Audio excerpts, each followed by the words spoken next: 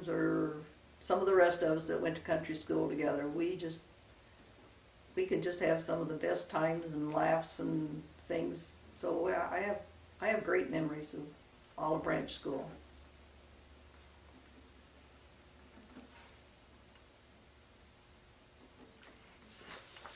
How are you doing?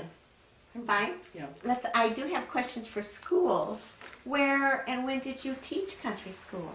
Oh, you want to go on with that? Yeah, Okay. we don't. Now that's why I ask if your time. We can not do it, or we could do it another day. Or I'm really thinking, a lot of it might be the same, but we could do it another day too. Okay, but now I will just go ahead Okay. because it was very different. Okay, but we don't have. If you get tired, when Okay. you say stop. Okay. Do you want a break? No. Okay. I'm okay. All right. Where and when did you teach country school?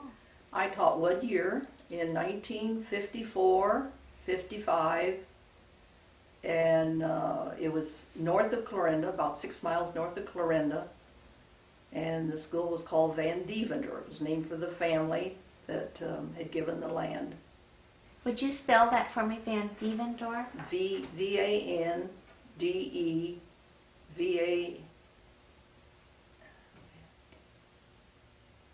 Van Deventer. V-A-N-D-E-V-A-N-D-E-R. And that was the name of the family. Now, like with my school, when that was set up, when they made it in 1856, the families paid $1 a month per child. And that's what the money that they had to pay teachers with. And they were having trouble at the beginning, not having enough. And so the bigger boys went, particularly that through the winter months, and then that gave them just enough money then that they could afford a teacher. I forgot to tell you that on my school. Okay. Now I know that happened because that's in our ancestry history. Okay. Okay, so I think this Van Deventer family probably donated the land's the reason it was named that, but I'm not positive on that. What were your room and board arrangements as a teacher? Well, I was married at the time, and I had a baby girl, and we lived in Clarinda in an apartment. And my husband was going to junior college, just starting, well, he was doing his second year of college. And so we lived in an apartment. What did you wear to school? Well, usually skirts and blouses, or sweaters and skirts, and sometimes slacks. More off. Do you have more to depend on the weather? Yes, that would depend upon the weather.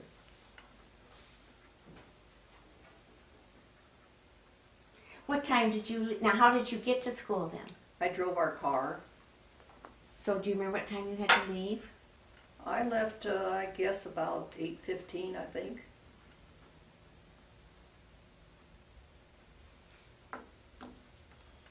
Do you remember anything special along the way? This was on going up 71, so it was north of Clarinda, but it was still on Highway 71. Well, you always, you know, the farmers in the fields and the different seasons and farm animals. I listened to the car radio. We did have a car radio. And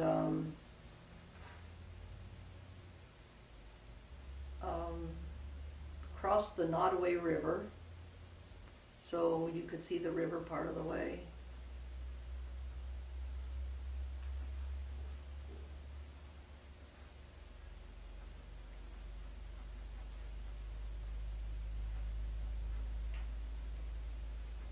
Did you ever have any trouble getting to school? Well, it happened, it was a mild winter, and unfortunately that helped. I remember the road being muddy a few times, but it wasn't impassable.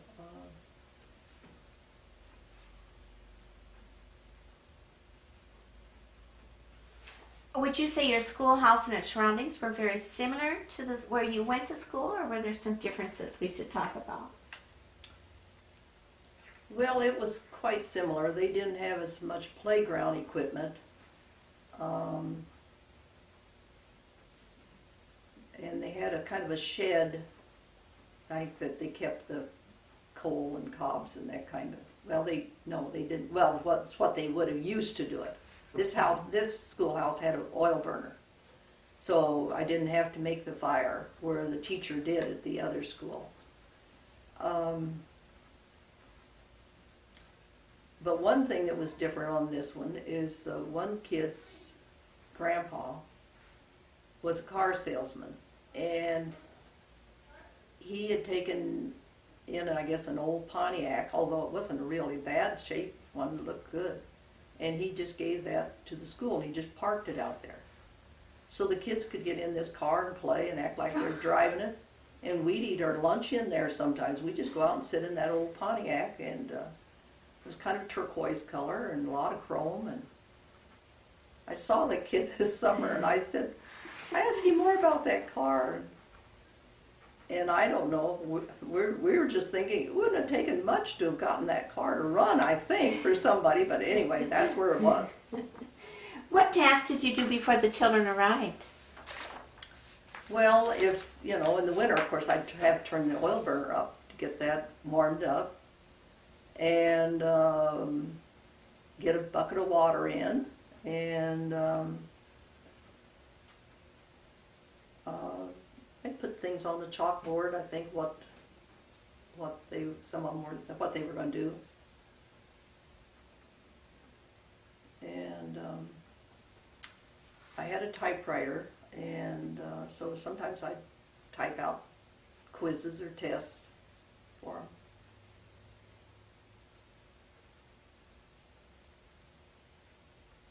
What did you do once the children started to arrive? Well, it was just, I was just there. See, this was a very small school. So I just go and greet them, and, we'd just talk about whatever was going on at home or whatever. Just, I don't remember anything really special. It was just.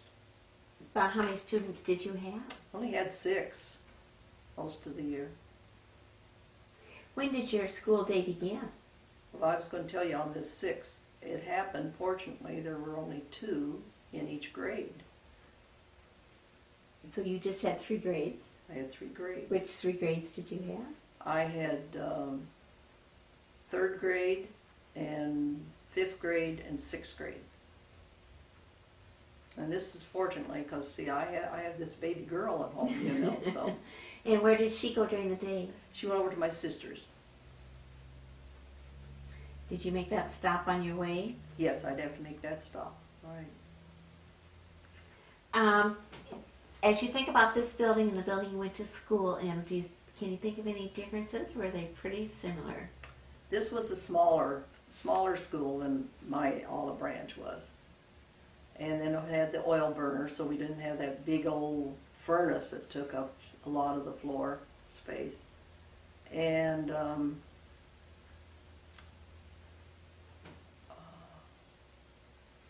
teacher's desk was over to the, let's see, as you come in, it was over to the left-hand side as you face the front. And the chalkboards were all up there in the front. And it had a little stage area across. So the teacher's desk and then where they would sit for reciting classes, they were up on this little stage. It wasn't up very high, but it's just that it was separated. And hardwood floors. And so it was very nice. It was wallpapered too, with just a light color. And there was a piano in there.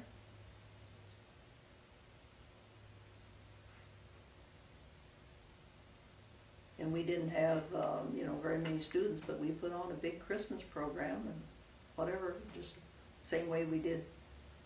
I guess I didn't ever tell you on that other one. We didn't talk about that. Do you want to go back and talk about that? Well, Um, the Christmas programs were always, we would work on those, and but we even had a band. I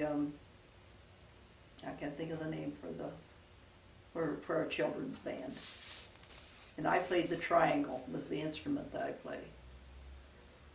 And some of the little kids played the sticks, and then there were well, anyway. So we do some band numbers, and I remember I said a poem one time, and there would be a play or two, and we had the big curtains, that we draw the curtains across, and it was always quite a production. So when I was out at this Van Dievener school, we only had the 6, but we had a little play or two, and we had songs we sang. One song was "All I Want for Christmas Is My 2 Front Teeth," and I'd gotten some, I don't know, it kind of like blackjack gum. And the kids covered their front teeth with this black gum, and then they sang "All I Want for Christmas, My 2 Front Teeth." "I Wish You a Merry Christmas." That was a new song about that time. That I remember them singing that. Then my nieces and nephews, my family all came out for the Christmas program. My little nieces and nephews got up and sang songs too. Okay. What supplies did you have in the school where you taught? Well, we had more colored paper than when I went to school, and I just don't remember if they had some jars of paint, but I almost think there were some jars of paint that we wouldn't have had over in the other school. But the kids had their own crayons, each have their own box. They didn't have to share, and scissors, and I remember I had the kids doing soap carving one time for a project.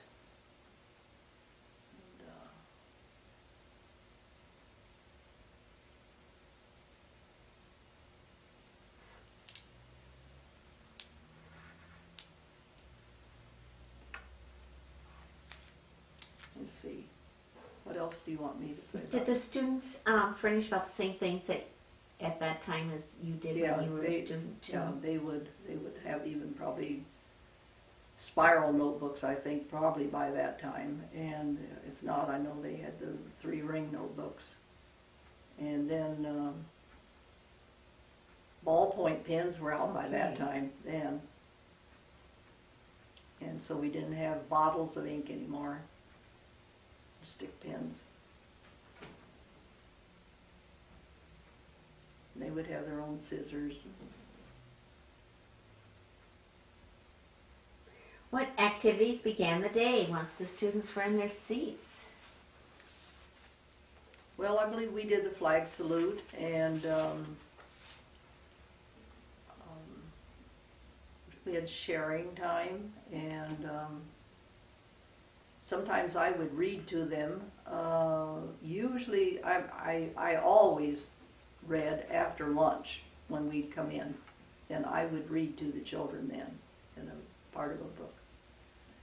They liked Nancy Drew mysteries for some of it.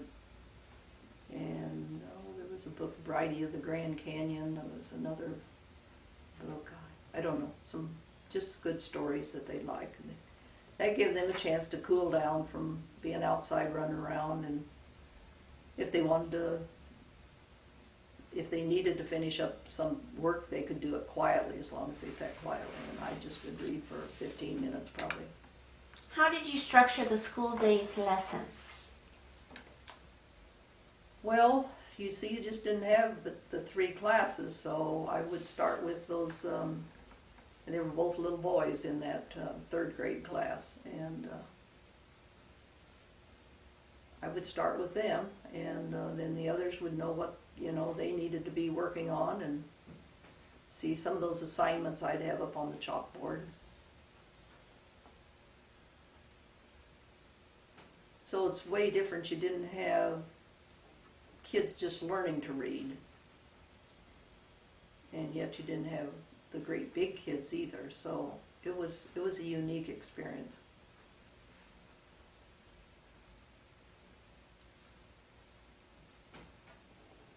Can you be very specific at all on how you worked with children?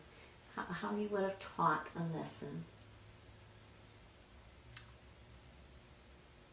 Well, let's see.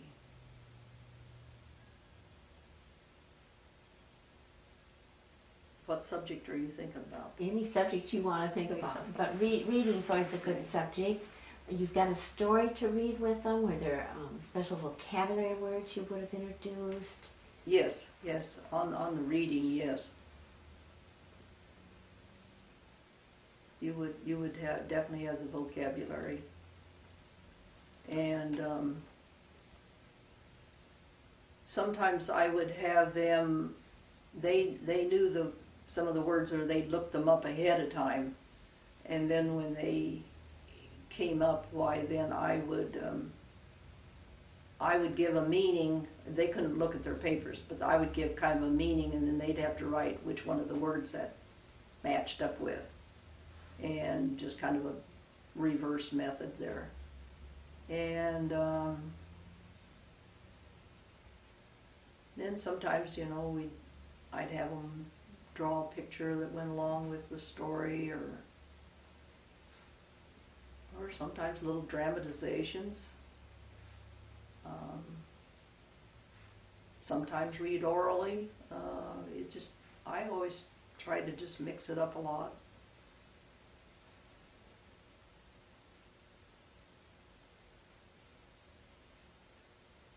And what type of desk work did your students do while the others were working with you? Well, then see if I would take then the 5th grade, then those 3rd graders I had just been working with, then they would have things to follow up then at their desk. And again, I had things on the chalkboard for what then the 6th graders would be working on. And then they could always, read a book, or, do some other activities. I think I had other kind of puzzle sheets around too for fast workers. It's been a long time. I've kind of forgotten how all that went.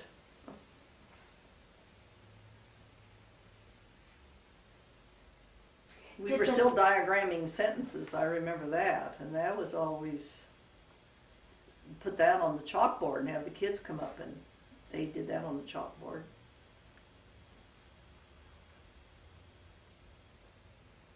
Did the experiences vary very much between the grade levels? If you had 3rd, 5th, and 6th, would it have been Not pretty a similar? lot on that, no. That was what was such, that was one reason I could take that job and still be a mother and a wife.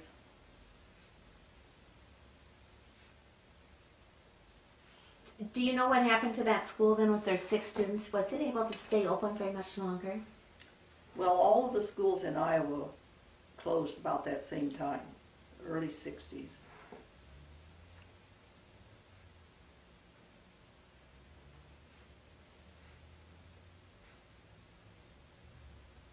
Now, one thing I forgot to mention about, I don't know about at this school, but the other school, the women couldn't be married and teach country school. Then how come you snuck in? Well, no, I was saying, see, I think it changed by that Oh, time. I see. But back at the other time, the women could not teach Did you think because the war the men needed the jobs, and then but when the war came, then that's when that got changed. And they didn't think that a woman could take care of a husband and a family and work. But it's sad to think, but that was the way people felt then. Another thing we did at Olive Branch was I think one day a week we'd say Bible verses. We'd go around and we'd say Bible verses. And we had one boy that their family didn't go to church. So he'd always do the shortest verse in the Bible. You know that one, Jesus wept. Jesus wept. Whenever it'd come around to this kid, he'd say Jesus wept. But, you know, I still know him, see him when I'm down that area, and he's a wonderful Christian man, so he got the message eventually. Were there any activities you particularly enjoyed leading? Well, when we did the Indians there at this last school, like I told you, when I was little, we made little small teepees, just little twigs and some little gunny sack stuff. But there at that school, we made a teepee big enough that kids could get in, and it was just that it was a lot bigger. We had some bigger poles, and then I still think we used a lot of gunny sacks, but either that or we had some old muslin or something. That was one thing we did, I know. Would the children have made that themselves then? With Mostly, your help? yeah, oh yeah, they did most all of that. What were your favorite subjects to teach? Well, I liked arithmetic and spelling and geography. It didn't change much. No, did it? no, that's still my favorites. What was your least favorite? Oh, probably science and grammar. You didn't like I don't know, doing some of that stuff's just the sort sentence of, diagram? yeah, right. Did you have any helpers at all? You mean come in from outside? Yeah. No, except that they had a deal going there that I don't know if it was once a month. They'd kind of have the mother would take turns and bring in refreshments, and I think we'd play some games like on a Friday afternoon. I think it must have been like once a month. So it was sort of like a little club. And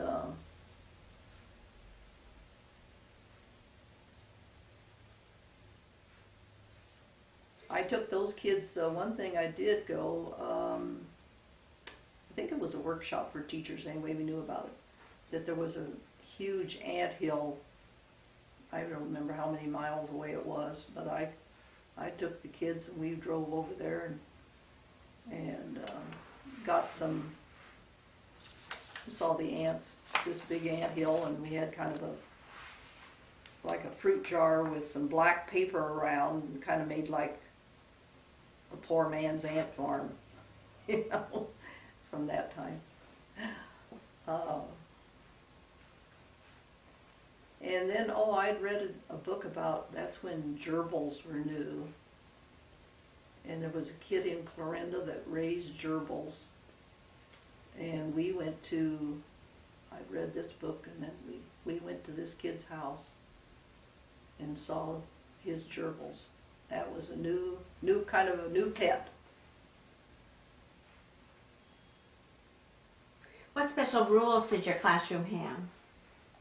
Well, we had the same thing for the outhouse. If somebody else was gone, then you don't go.